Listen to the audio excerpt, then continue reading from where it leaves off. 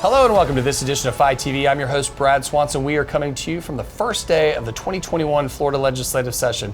We are once again joined by our friend, Representative Jason Fischer, on the program. Jason, thanks for coming on. Brad, thanks for having me. I appreciate it. Listen, you've been a great friend on a million different things, on issues and whatnot. You're a known conservative legislator. So talk to us. What are you working on this year?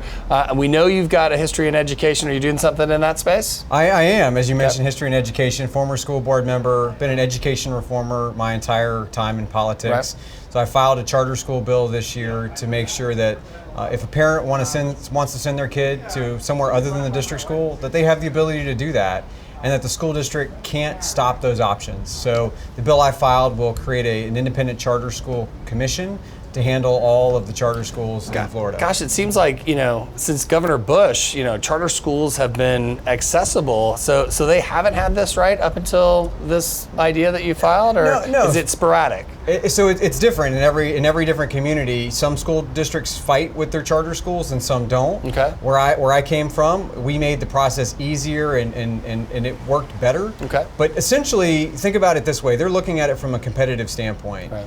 The school district is McDonald's and Burger King's trying to come in and set up shop. Right. Well, if Burger King has to go to McDonald's to figure out where they're going to go, McDonald's isn't going to let them in the neighborhood, right? So what we're saying is we want to have choice and competition. Sure. Let's not have competitors have a competitive advantage, a structural competitive advantage over the other. Right. So we'll set up an independent charter school commission, and that way the school districts can run their schools, the charter schools can run theirs separately, and the parents can choose. And the parents can choose, right? Well, that sounds very reasonable. I'm sure that'll be smooth sailing. You file it, you show up, you say that's the bill, and no questions asked, right? Yeah, I'm sure it'll go that way, Brad. Right. Anytime we talk about education, it's always exciting. You've always got people on all sides. All right, so talk to us. What else are you working on?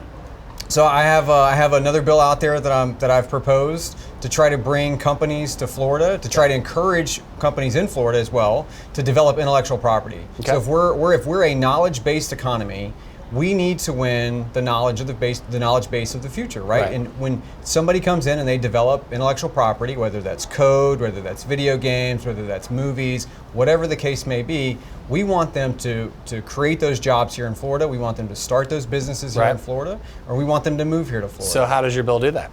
My bill creates a tax credit process. It's very similar to the property tax credit that you can get for real property. Sure. We're just opening it up and saying intellectual property. Saying intellectual property as well. Look at you. So it seems common sense to me. Bringing ideas that create jobs. Bringing ideas that create jobs. I love it. That's what I do. Well, I know obviously COVID-19 is that issue that's taken the oxygen, not just out of the legislative process, out of the globe, right? So that's going to compete with great ideas like that. And we know there's also another sneakers. What do you see or foresee in this legislative session that could come up that, might derail everybody? Is there any one item that you're seeing, taking that precedence? Well, session just started today, right? And so it's hard to predict what's going to come up in those next 60 days. Right. But as the governor outlined in his State of the State speech, our revenue estimating looks great, right? It looks much better than it did before. Sure. You have the feds talking about doing different things. If you look at the governor's proposed budget, he proposed, I think, $4 billion